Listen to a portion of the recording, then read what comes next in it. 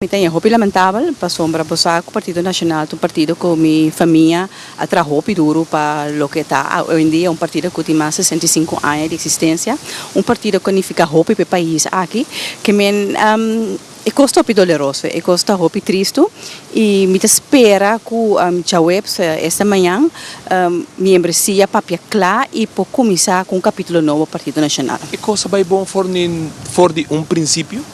Não, a maneira me tabisa, mas na casa, que o coisa começar a robes, sempre te acaba robes. Então, nós torçamos no momento que o senhor Elbel Borda awardo nombrar como ministro político, do gabinete político, costa não acá na maneira me está do Partido Nacional.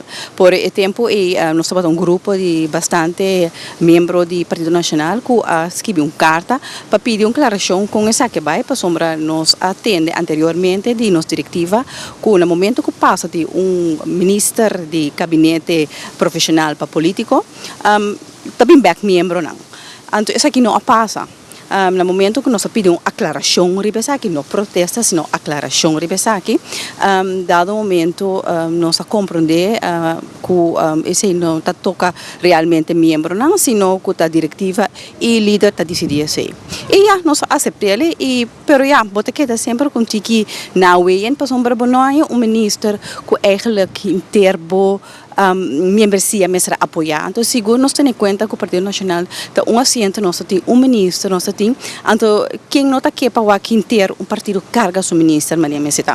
É o que sucede aqui. Essa aqui nós podemos que praticamente está pondo fim no Partido Nacional para o que está assento que está aqui. Me nota espera, me te quer roupa renda tá projetar esse aí, me te bisa esse aí, mas que te costam com a passa com a mim personalmente, mas com malo, me sabor aqui da atrás, o Partido Nacional me nota desse aí, esse aí, me te espera que o Partido Nacional já webs manhã possa ali fora esse aqui e bingo era novo e passou para o Partido Nacional.